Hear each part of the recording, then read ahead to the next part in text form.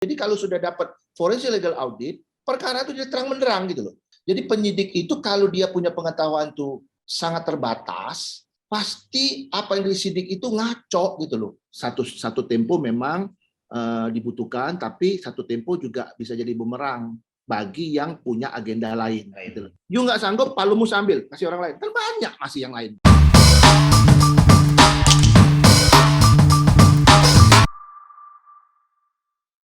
Oke, kembali lagi ke channel YouTube The Brick Talk. Hari ini gue mau bahas mengenai forensic legal audit. Forensic legal audit salah satu keilmuan dalam praktisi hukum mengenai untuk menguji suatu perkara tindak pidana di dalam proses penyelidikan maupun penyidikan, baik yang dilakukan oleh pihak kepolisian maupun dilakukan oleh PPNS, jaksa, KPK, dan lain halnya, banyak hal. Hari ini gue kedatangan bintang tamu, narasumber kita, seorang ahli forensik legal audit, yaitu Pak Robin Tan Sulaiman. Saya terima kasih Pak, pertama-tama saya ucapkan terima kasih udah mau menjadi narasumber kita mengenai tema forensik legal audit, Pak. Sebenarnya hasil karya dari Pak Robin saya udah tahu itu dari tahun 2008-2009 ya Pak. Salah satu pelapor menggunakan forensik legal audit dari kantor Bapak. Nah hari ini mungkin banyak sebagian praktisi hukum khususnya lawyer ya Pak, banyak yang belum mengetahui juga sebenarnya mengenai forensik legal audit. Nah forensik legal audit itu sendiri apa ya Pak ya? Ya, jadi sebelum saya jelaskan dulu mengenai forensic legal audit itu ada cerita background. Jadi ada backgroundnya, ada ceritanya, ada causa proxima, ada kronologisnya gitu ya. Tapi saya mesti start dari awal dulu kan. Iya, nggak apa-apa Pak.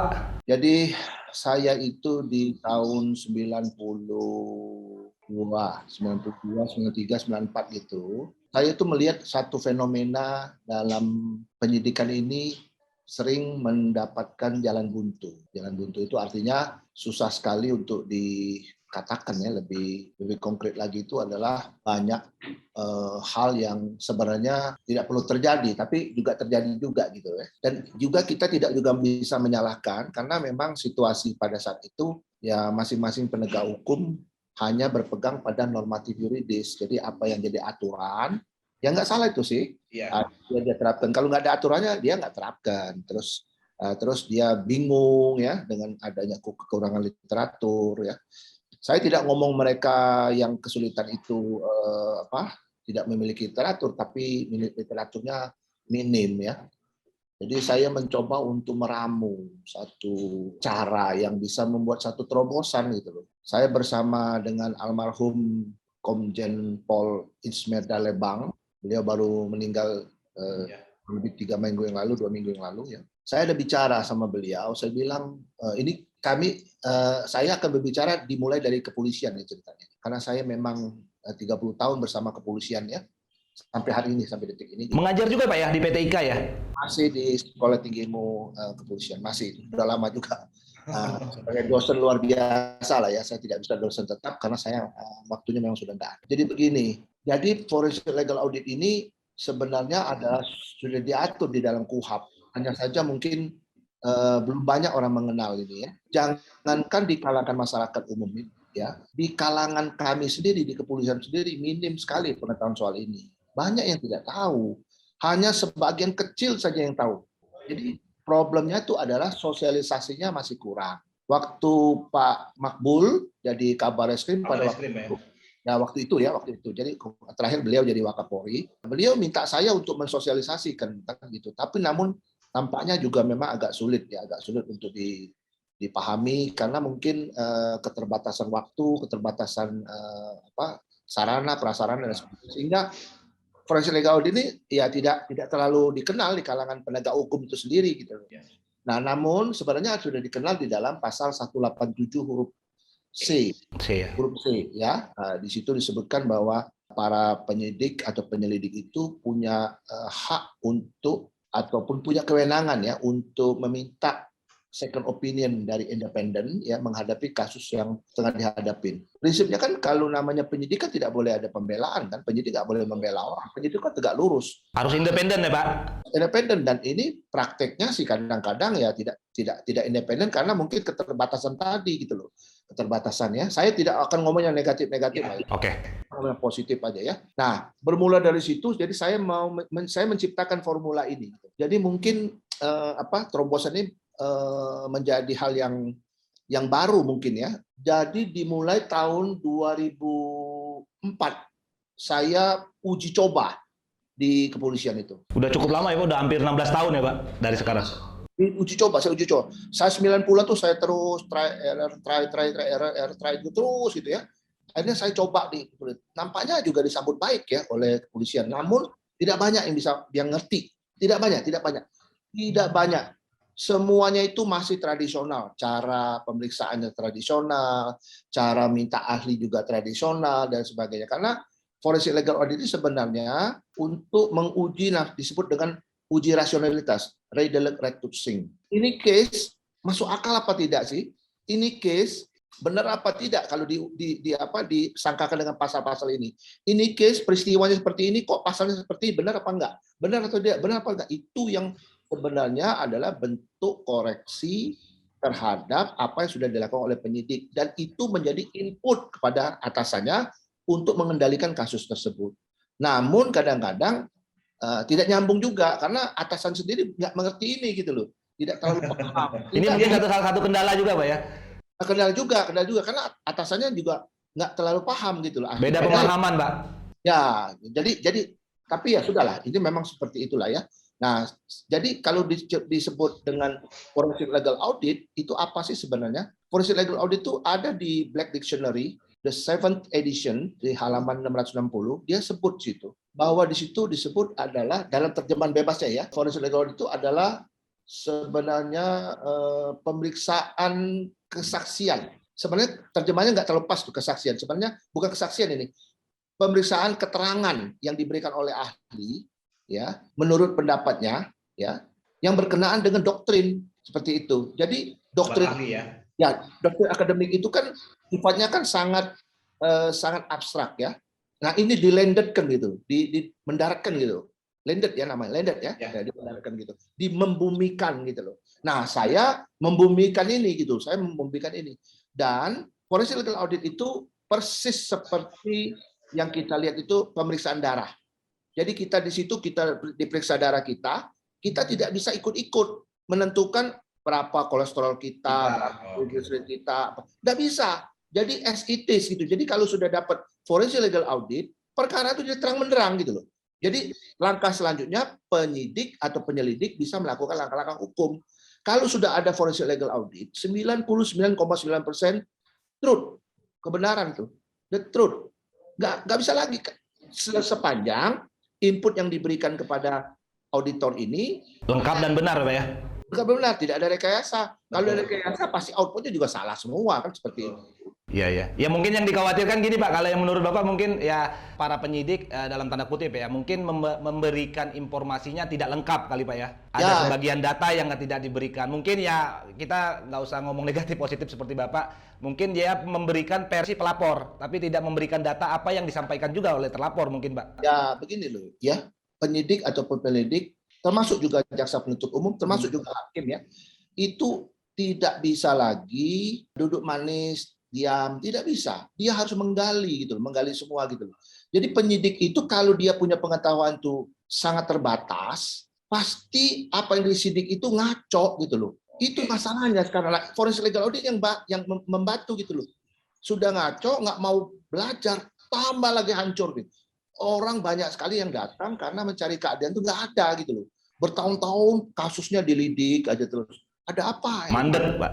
Mandek ya. Iya. Terus ada pun tidak bisa jalan, yang sudah jadi berkas pun tidak bisa lagi berjalan karena ada sesuatu hal yang menurut saya itu nggak bisa. Contoh misalnya kasus-kasus HAM ya, itu berapa banyak yang mandek kan? Karena apa? Nggak selesai kan dari pihak kejaksaan kan tanya sama saya, Pak ini kalau sesuatu ini gimana Pak? Saya bilang semua kasus hukum itu harus ada titik, nggak ada koma. harus diselesaikan. Kalau nggak bisa dibuktikan, dibebaskan orang itu. SP3 ya, Pak? Ya, nah, apapun namanya lah. Iya. Apapun. Pokoknya yang penting, ya apapun yang penting harus diberikan kepastian hukum. Itu hak asasi orang, nggak boleh kita gantung gitu loh. Itu menurut pemahaman saya, dan itu saya kira universal aja, itu bukan pendapat saya juga sih. Tapi saya mengikuti pendapat universal tadi. Jadi saya ulang kembali kepada masalah forensic legal audit ya. Sebenarnya forensic legal audit itu sangat membantu penyidik gitu loh. Sangat membantu. Kenapa? Karena itu jadi terang benderang dan itu ada konsumsinya penyidik seperti itu. Jadi itu KUHP. Nah, kadang-kadang satu tempo kalau memang ceritanya dipotong-potong atau gimana, biasanya penyidiknya nggak mau ketemu saya, nggak mau. Pastinya kayak gitulah. Tapi kalau yang terang-terangan, yang misalnya apa, yang dia memang apa adanya, wah dia gegap gempita ketemu saya, ini Pak, kasusnya kayak gini Pak, bagaimana menurut Bapak? Saya bilang, saya ini tidak bisa seperti diwawancara, saya nggak bisa diwawancarai, Bapak sehat apa Pak? Kalau misalnya duren itu gimana Pak? Apakah berduri? Ya pasti saya ngomong berduri lah. Masa duren itu kulitnya seperti kulit mangga, kan nggak mungkin, kan seperti itu. Itu hal-hal yang seperti itu saya nggak mau. Jadi kalau sama saya itu saya selalu ajarkan mengenai forensic legal audit ini membuat perkara jadi terang. Jadi Dek, kau membuat perkara jadi terang, kau menegakkan hukum itu bermanfaat, berkepastian, dan berkeadilan. Sesuai dengan tujuan hukum ya, Pak? Itu seperti itulah kurang lebih. Oke Pak, next yang mungkin tadi Bapak udah jelasin mengenai forensic legal audit. Nah sekarang siapa yang berhak mengeluarkan forensic legal audit untuk penyidikan Pak ya? Mau penyidikan, mau PPNS, pihak kepolisian, mau untuk yang diminta oleh penuntut umum. Itu siapa yang berwenang Pak? Ada nggak ketentuan yang mengatur mengenai itu? Dulu tidak ada yang mengatur itu. Ya, tidak ada yang mengatur itu. Sekarang pun tidak ada yang mengatur itu. Tidak ada. Hanya saja sekarang sudah ada wadahnya. Namanya itu ada di Badan Nasional Sertifikasi Profesi. Sudah mengeluarkan itu ya untuk auditor hukum. Ada itu dikeluarkan oleh pemerintah, oleh negara, CQ negara, orang-orang yang mengikuti persyaratan yang sudah terpenuhi, maka dia akan diberikan certified legal auditor. Itu yang sudah ada sekarang. Ini baru mungkin 5, 6, 7 tahun yang lalu lah ini. Sebelumnya enggak. Jadi sebelum organisasi ini berdiri, ya organisasi berdiri lembaga Badan Nasional Sertifikasi Profesi itu, saya sudah praktek puluhan tahun gitu. Jadi waktu ketika saya datang ke sana itu, jadi saya yang tahu, loh ini sudah lama sebenarnya, cuman kan wadahnya diperbaiki, dirapikan, dilegalitasin Pak ya. Ya pertanyaannya apakah semua orang boleh, cuman yang memiliki kapasitas kompetensi, ya kan kita ngomong bicara kompetensi ya. Pasti yang sudah mendapat sertifikat dari Badan Nasional Sertifikasi Profesi. Seperti itu. Apakah kalau seorang lawyer yang berpengalaman ya Pak ya, kayak Bapak mamanya, tanpa disertifikasi bisa mempunyai kewenangan untuk mengeluarkan forensic legal audit, Pak? Bisa, nggak apa-apa kan. Masalahnya kan bukan soal ini, kita tidak berbicara masalah apa resmi tidak resmi, apa formal tidak formal. Forensic legal audit itu adalah kemampuan personal kok. Kemampuan orang untuk menyajikan sesuatu, mengkaji sesuatu secara doktrin akademik, selama dia mempunyai background hukum dan mempunyai pendidikan yang mumpuni, yang punya ilmu yang mumpuni, yang punya pengalaman track record yang baik dan lain sebagainya tadi, itu tidak ada masalah. Hanya saja sekarang kan sudah ada wadahnya, namanya Badan Nasional Sertifikasi Profesi, seperti itu. Kalau orang berhak, ya kan? Adik aja berhak kok, Dek. Iya. Oke, Pak. Next. Ini kan forensic legal audit kalau dari bahasa ya, Pak ya, dari ininya. Itu kalau di dalam perdata itu kan kalau kayak akuisisi kan ada legal audit juga, Pak. Itu bedanya apa ya, Pak? Antara forensic legal audit sama legal audit yang dikaji di dalam hukum perdata. Due diligence itu namanya. Iya, legal due diligence. Ya, due diligence itu kan dia bertitik berat pada ketentuan formal, ketentuan formil saja. Jadi perizinannya, misalnya apa tentang faktanya, bagaimana gitu ya. Nah, kalau forensik ini kan orang juga tidak banyak kenal. Orang berpikir forensik itu hanya di lingkup ilmu kedokteran. Ya. Orang tahu kan? Ada dulu almarhum Dr. Mu'min kan? Mu'min Idris, Pak ya. Itu kan ahli forensik nih, ahli forensik. Jadi tahu sebab sebab dari orang meninggal kan gitu. Apakah karena dipukul, benda tumpul, dicekek, dapat dia tahu tuh kapan meninggalnya, racun yang ada dalam tubuh, bla bla, ada semua di situ ilmunya situ ya. Nah, forensik ini sebenarnya luas. Nah, ini kan di dalam pemahaman di kalangan penegak hukum aja belum terlalu paham itu. Belum terlalu paham.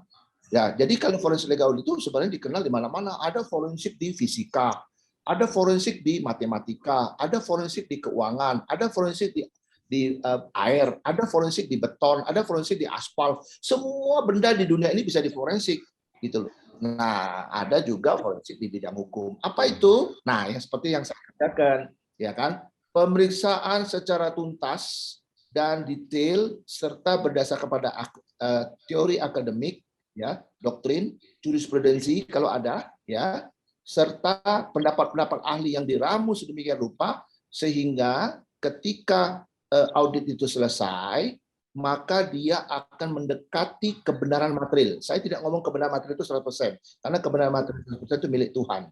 99,9% kebenaran material mencapai itu. Jadi forensik legal audit itu adalah pemeriksaan kajian secara detail ya mengenai satu feiten, satu peristiwa hukum, res feiten yang dikaji dari antum, feiten sampai postum. Jadi semua itu harus dikaji sehingga kita menemukan sesuatu yang dapat satu sweeting atau konklusi di mana kita bisa menyimpulkan bahwa peristiwa itu adalah apakah itu peristiwa di administratif resprah ataukah itu adalah peristiwa pidana ya atau strafrecht hukum pidana ya atau juga di keperdataan atau juga di tata negara ataupun pada hukum-hukum spesialis lainnya. Itu bisa ketemu nanti. Oh, ini bukan pidana, ini perdata. Oh, ini bukan perdata, ini administrasi. Supaya penyidik atau penyelidikan itu benar on the track gitu loh. Seperti itu. Oke, kalau selain penyidik, siapa yang bisa meminta forensik legal audit itu, Pak? Siapa saja boleh minta, semua subjek hukum boleh minta, yang bekuam dan befuk, yang boleh minta semua. Oh, nggak harus dalam proses penyelidikan aja, Pak ya? Tidak. Tanpa proses lanjut penyelidikan juga bisa diminta kan? Nah, dari kementerian juga bisa, dari mana-mana bisa, dari personal juga bisa, dari KPK. Ya KPK bisa. Saya pernah diminta sama KPK, saya pernah diminta sama kementerian, saya pernah diminta itu ya untuk hal-hal yang penting-penting ya. Yang misalnya gitu, misalnya dia bangun proyek, ya menterinya nggak mau salah, terus dia perintahkan untuk coba diaudit ini benar nggak prosedurnya, jalannya gimana, laporan-laporan konstruksinya benar apa enggak, perizinnya bagaimana, sampai semua detail bahwa kita zaman ini ada permasalahan di administrasi, ada tindakan korektif, bla bla bla bla. Kan supaya anggaran yang dipakai itu kan tepat guna, ya kan? Tidak sesuai dengan ketentuan juga, Pak. Ya, sesuai dengan ketentuan dan tepat guna dan tidak juga bermasalah di kemudian hari kan gitu. Kan kasihan kalau ada pejabat yang nggak tahu apa-apa, sudah pensiun gendong cucu, tahu-tahu dipanggil oleh kan kasihan. Menurut saya begitu ya. Oke, dan berarti forensik legal audit itu penggunaannya nggak harus dalam proses penyelidikan atau penyidikan dia di aparat penegak hukum, Pak ya? Ya tidak, tapi kebanyakan sih di proses penegakan hukum, Pak ya? Ya penegak hukum, karena itu kan bermanfaat untuk penegak hukum kan, bermanfaat untuk nanti penuntutan. Kalau saya di kepolisian ya, dia sudah menyidik menggunakan forensik legal audit. Nah, pengetahuan penyidik ini harus luas. Contoh kalau kasus yang ditangani misalnya penggelapan dengan modus di dunia perikanan. Dia mesti ngerti soal perikanan, ya kan? Dia mesti ngerti soal kapal ikan itu. Kalau dia nggak ngerti soal kapal ikan, bagaimana dia mau nyidik gitu loh? Dia nggak ngerti gitu loh. Dia pikir kapal ikan tuh nangkep ikan seperti nangkep waktu kau kecil lu dia marah sama ibu ngambil pakai jala, ambil ikan di got itu loh. Iya. Marah ibu tuh. Bukan itu kan semua kapal ikan ada izinnya, ada semua harus lengkap alat tangkapnya dan sebagainya. Waktu dia masuk ke pelabuhan dia mesti lapor sama sah bandarnya.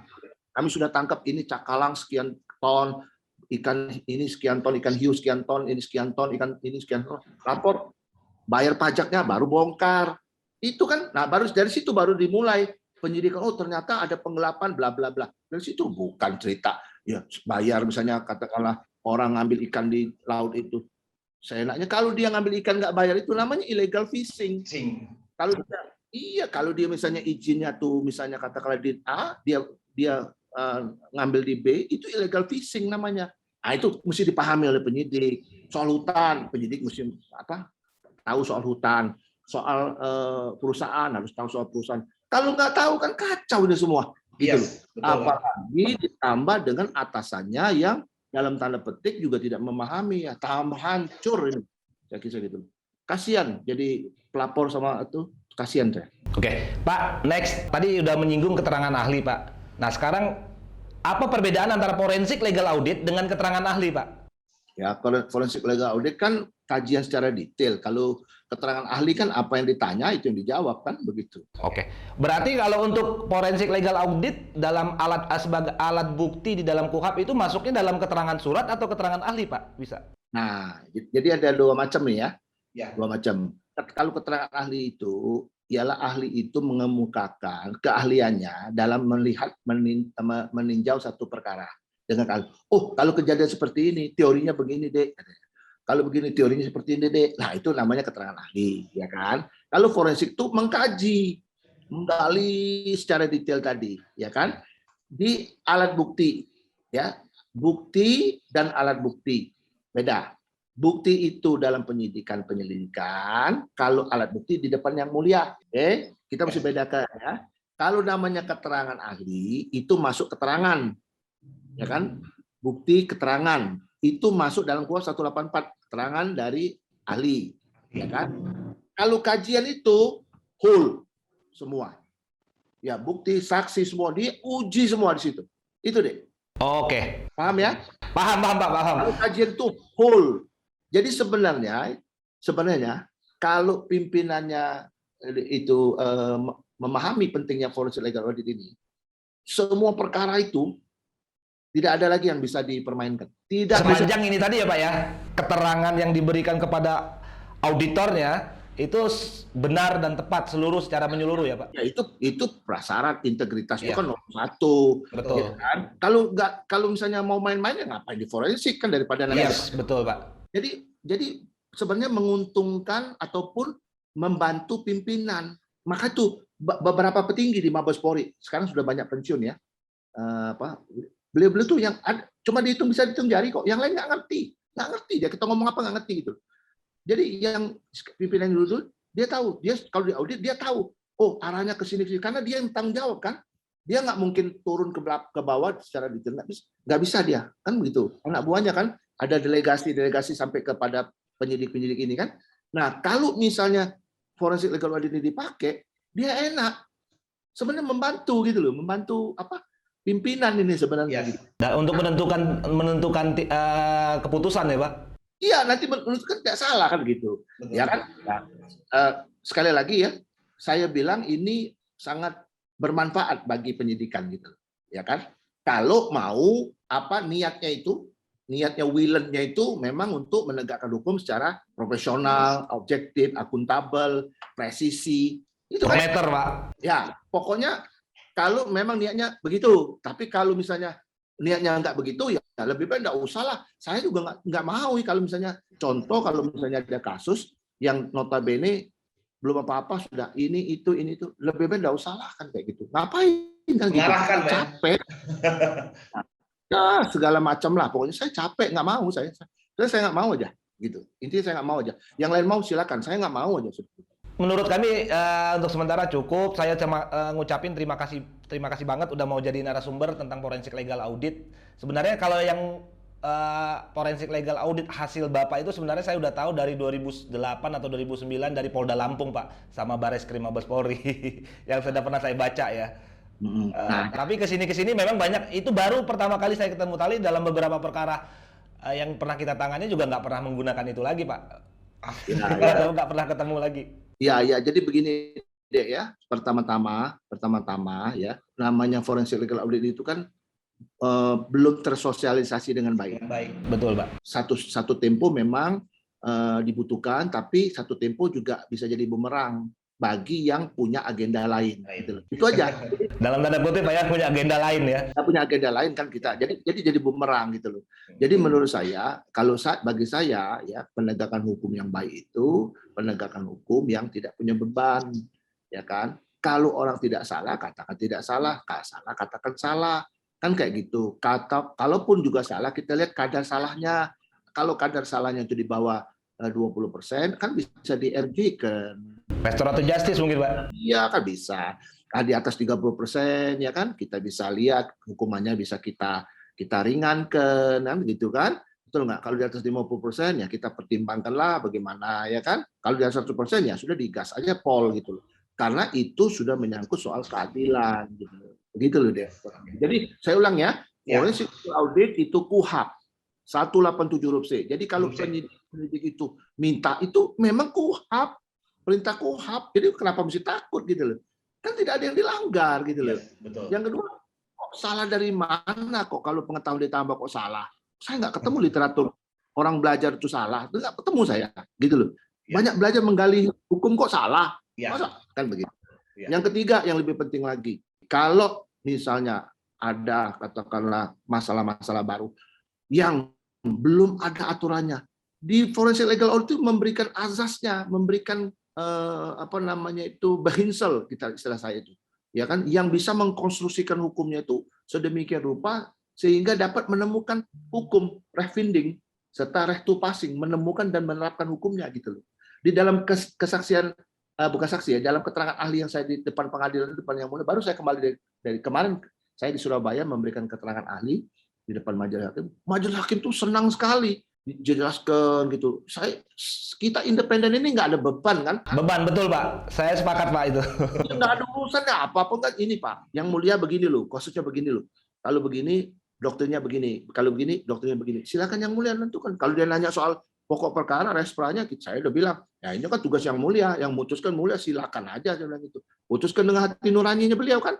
Kalau beliaunya mau ngomong, nggak dengar omongan kita, ya sudah nggak apa-apa. Yang penting kita sudah menyampaikan kan gitu. Jadi ada pepatah gini deh ya. Ini prinsip pepatah. Orang pintar kalau diberikan kebenaran, dia merenung. Tapi kalau orang kurang pintar, diberitahu kebenaran, tersinggung dia. Tadi saya sepakat Pak, tadi mungkin penemuan hukum tadi refinding ya. Kalau di pengadilan ya mungkin ya kan hakim itu kan salah satu tugasnya adalah menemukan hukum Pak. Dengan adanya Bapak memberikan keterangan kan itu membantu dia kan sebenarnya. Iya, ada majelis yang nyimak. Ada majelis yang nulis tuh. Terus gali dari saya. Ada beberapa majelis kelihatan juga ya, mohon maaf ya. Cuek-cuek aja Pak ya. Nah, mungkin karena nggak mampu, mungkin karena males, mungkin karena sudah ada tendensi dan sebagainya, ya males lah gitu. Menurut saya itu perlu dievaluasi hakim-hakim yang kayak gitu loh. Oleh aparat yang lebih tinggi kan di sana. Kalau enggak, gimana coba hakim?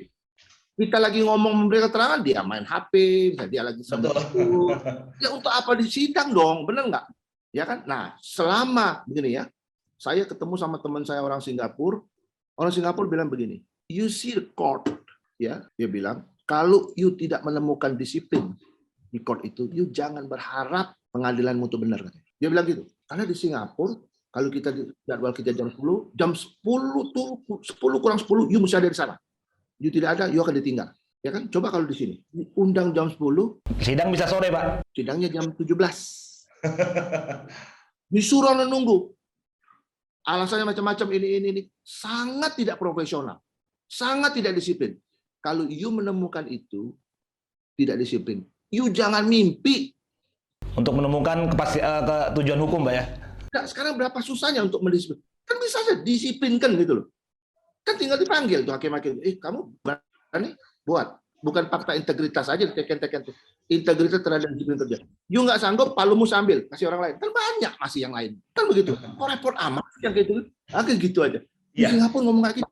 Hakim yang tidak disiplin ditegur. Tapi semua mereka disiplin. Ditegur sekali, nggak tegur langsung. Yuk besok, you duduk aja. You bagian penerima tamu aja. Bagian hahaha aja. You nggak akan megang palu. Itu non palu, Pak. Itu iya non palu. Nah itu. Nah mudah-mudahan ya didengar jadi. Iya, mudah-mudahan.